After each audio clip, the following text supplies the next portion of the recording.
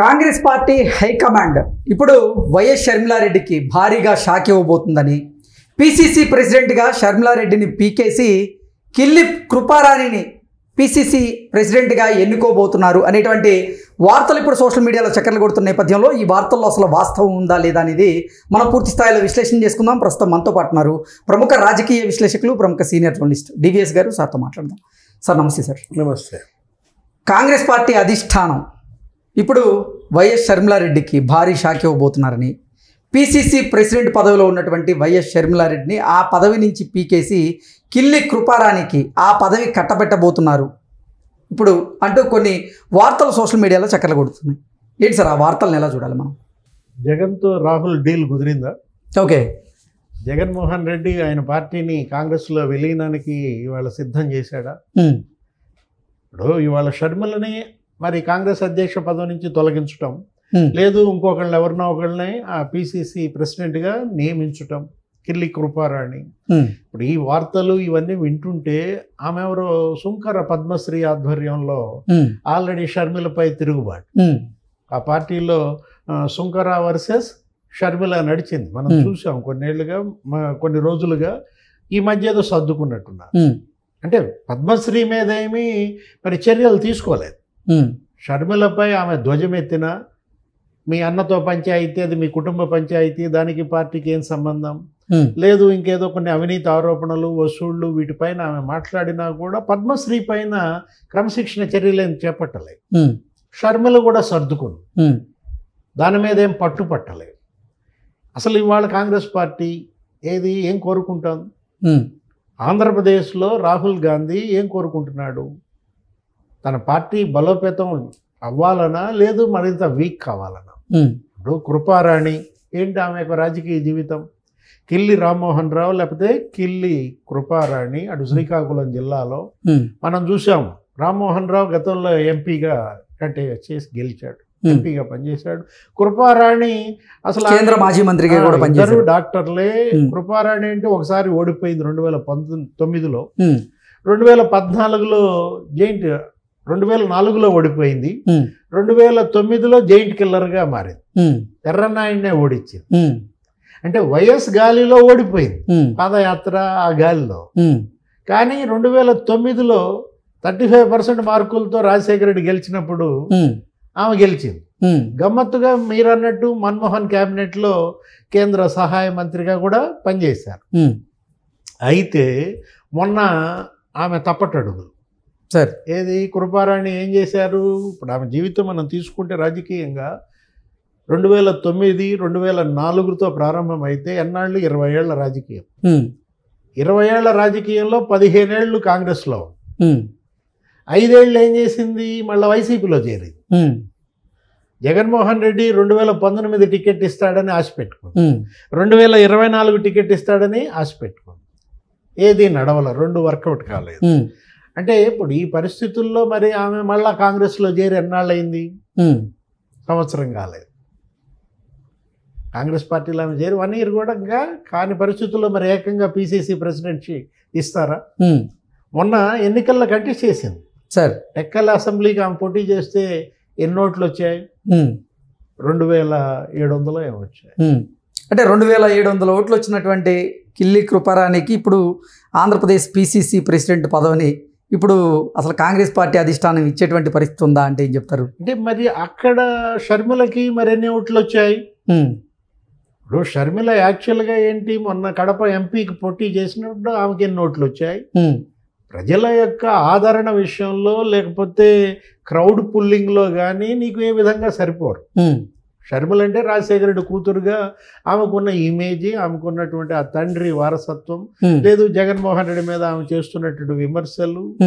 అంటే ఒకటి షర్మిలని తీసేసినా మరి ఏఐసిసి జనరల్ సెక్రటరీ చేస్తారా, లేదు రాజ్యసభ సభ్యత్వం ఇస్తారా?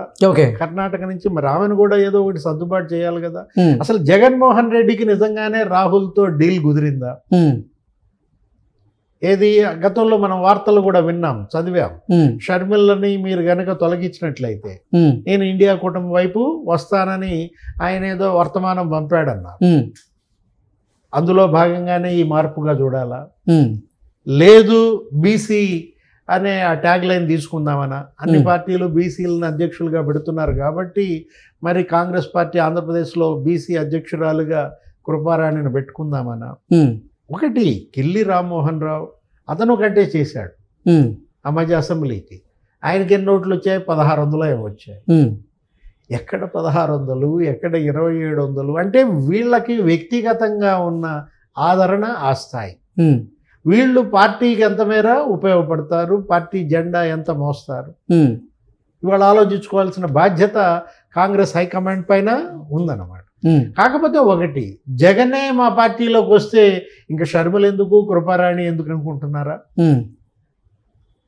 ఓకే, ఇప్పుడు రాహుల్ గాంధీ కాంగ్రెస్ పార్టీ ఆంధ్రప్రదేశ్లో ఇవాళ ఏం కోరుకుంటోంది, ఏ విధంగా ఆంధ్రప్రదేశ్ పైన పట్టు బిగించాలనుకుంటారు?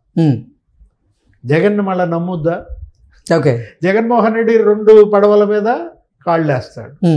నిన్న చూసాం అవినాష్ రెడ్డి మరి ఆపరేషన్ సింధూర్ మీద ఎలా మాట్లాడాడు, అసలు నరేంద్ర మోడీ నాయకత్వం గురించి ఎలా మాట్లాడాడు.